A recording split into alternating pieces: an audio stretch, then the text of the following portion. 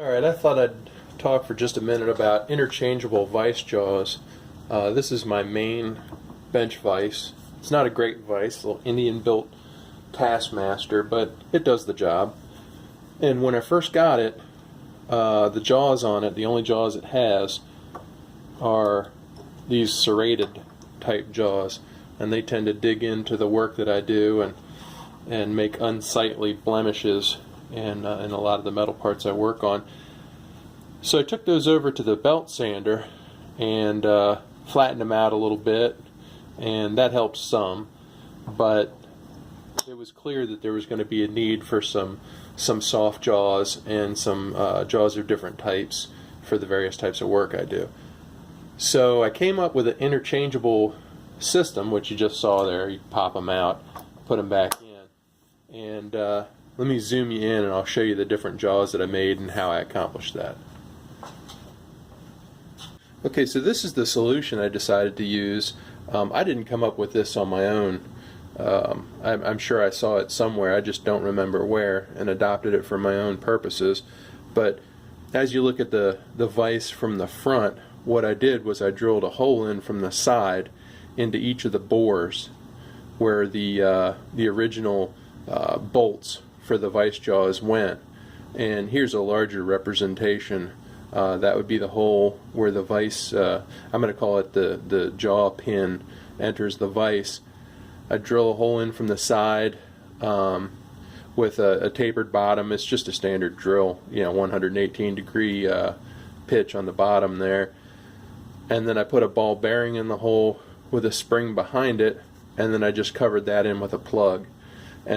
And then in the jaws themselves, I put, see if you can make it out, a little undercut in the jaw pin there, where that ball bearing can kind of grip it from the side. And right here is the actual pieces out of one side. I have the ball bearing, the spring, and the plug. So I'll go ahead and put those back into the vise and I'll show you how I do that. Just without blocking the camera too much, but first the ball bearing goes in to the hole. Then the spring, and then the plug. I blue Loctited the plugs in, so I played hell getting this one out.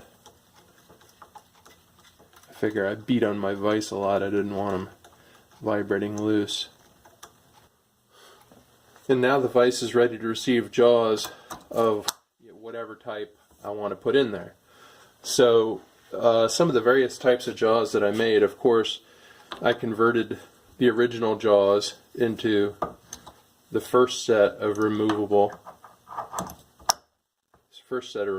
pieces. The next thing I did was I made a set with wood. These have just walnut glued to them, and those obviously slide right in. And when I first built these, they were super thick. They were probably at least an inch thick.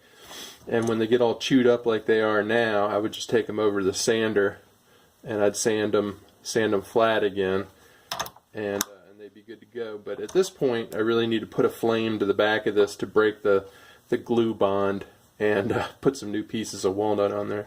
They're a little bit worse for wear, as you can see. The next thing I realized that I wanted was a set of harder steel jaws with no serrations. So I went ahead and built these. Nothing special, just some mild steel, and I put some dowels in them. Eventually I realized too that I really don't need the groove in these pegs and these dowels. The ball bearings, I have one on each side of the vise. There's a total of 4 in here. It holds the jaws just fine without them. So I stopped putting those grooves in. I think eventually I'll go ahead and mill some slots in the vise jaw, kind of like I did with this next set I'm going to show you, so that I can hold round pieces. And then I made a set of copper jaws. And as I just mentioned, I milled a little 45-degree channel in that set of jaws such that I can hold small screws or whatever for filing work, and that works really nice. I think I'm going to put a lengthwise groove in there as well, so I can use it for holding screws when I use the hacksaw. And then one other thing I did was I made some purpose-built jaws that I use for various tasks. This one right here, I don't know if you can see, yeah, there it is. There's a little stake built into it, and I use this for one of the gun parts that I build.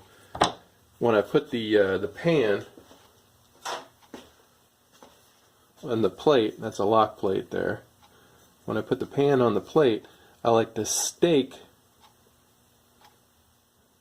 It's going to be hard to show up. I like to stake that pan in place. So there's a little stake mark. There it is, right there. And I do that with that little stake right there.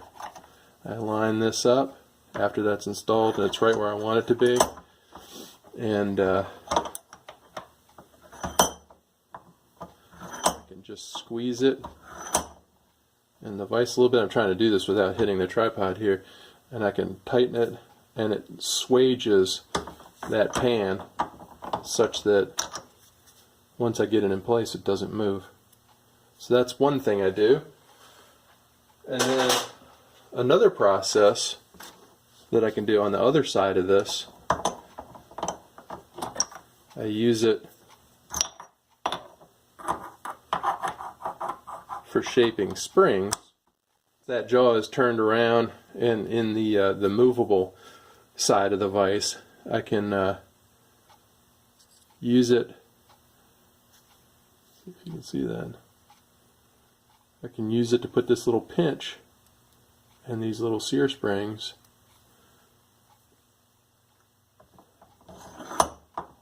Close the vise, and I make that pinch, and then I can use a screwdriver to adjust the height of the spring right there. In essence, controlling the amount of tension that I end up putting on that part with the spring. And that's my system for removable vise jaws. Get steel, serrated, specialty, you got copper,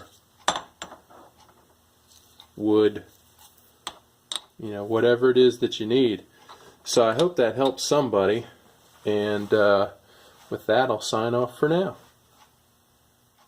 And then I also made just a quick drawing on all the various dimensions of my jaws, such that, you know, 6 months from now, when I go to make another specialty pair, make a pair out of a different material, I won't have to remeasure everything. I can just go straight to this and start cutting and drilling and reaming and so forth.